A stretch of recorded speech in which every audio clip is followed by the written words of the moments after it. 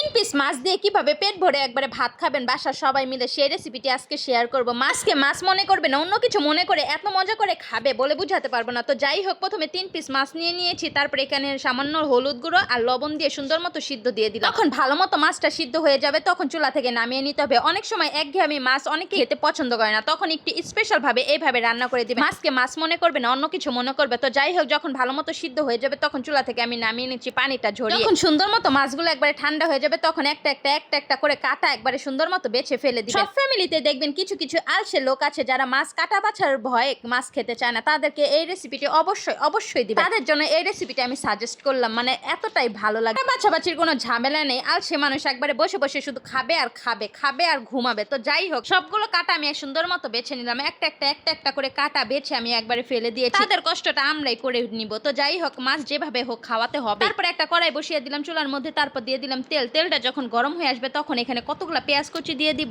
অনেকগুলা পেঁয়াজ কুচি দিবেন, পেঁয়াজটা বেশি দিলে ভালো লাগে এই রেসিপিটা। তো যাই হোক, তারপর নাড়তে নাড়তে পেঁয়াজটা একবারে ভাজা ভাজা করে ফেলবো। যখন দেখবেন পেঁয়াজটা সুন্দর মতো ভাজা ভাজা হয়ে গেছে, ওই পর্যায়ে এখানে দিয়ে দিব আদা রসুন বাটাটা দিয়ে আবার একটু সুন্দর মতো ভাজাভাজি করে নিব, যাতে করে আদা রসুনের যে কাঁচা গন্ধটা থাকে সেটা চলে যায়। তো সুন্দর মতো আদা রসুন বাটাটা একবারে ভাজাভাজি করে নিয়ে এখানে সামান্য পরিমাণ পানি দিয়ে দিবে, একবারে সামান্য পরিমাণ, যাতে করে গুঁড়ো মশলাগুলো পুড়ে না যায়। তো যাই হোক, এখানে দিয়ে দিবেন সামান্য পরিমাণ হলুদ গুঁড়ো, ধনিয়া গুঁড়ো, মরিচ গুঁড়ো, জিরে গুঁড়ো দিয়ে স্বাদ মতো লবণ দিয়ে দিব, দিয়ে সুন্দর মতো নাড়াচাড়া করে একবারে কষিয়ে নিতে হবে। একবারে ভালো মতো কষিয়ে নেবেন। কষাতে শহীদ হয়ে যাবেন, আকাশে বাতাসে উড়ে যাবেন। কষানো বন্ধ করা যাবে না বন্ধুগণ, যত কষাবেন ততই মজার হবে। তো যাই হোক, কষাতে যখন দেখবেন একবারে তেলটা উপরে ভেসে উঠেছে তখন সেই কাটা বেছে রাখা মাছগুলো একবারে সুন্দর মতো দিয়ে দিবেন, দিয়ে আবারও ঝাঁকানাকা ভাবে একবারে নাড়াচাড়া করে সবকিছুর সাথে মিশিয়ে নেবেন। এখন কিন্তু অবশ্যই নাড়াচাড়ার উপরে থাকতে হবে, একবারে সুন্দরভাবে নাড়তে এই মাছটাকে ভাজা করে ফেলতে হবে। যখন দেখবেন কালারটা চেঞ্জ হয়ে এসেছে, একবারে লাল হয়ে গেছে, তখন নাড়ানাড়ি বন্ধ করবেন।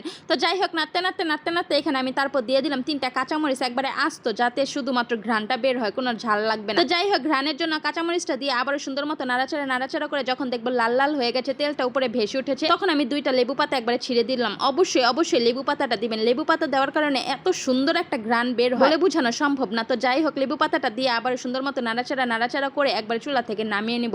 এখন একটা সুন্দর বাটির মধ্যে পরিবেশন করে একবারে সবার সামনে দিব। এটা নিয়ে কারাকারি পারাপারি সবকিছু শুরু হয়ে যাবে। যদি আজকের ভিডিওটা ভালো লাগে সবার সাথে শেয়ার করে দিবেন, লাইক কমেন্টস ফলো দিতে কিন্তু একটু ভুলবেন না। আজকের মতো এই পর্যন্ত, দেখা হবে নেক্সট কোনো ভিডিওতে। আল্লাহ হাফেজ।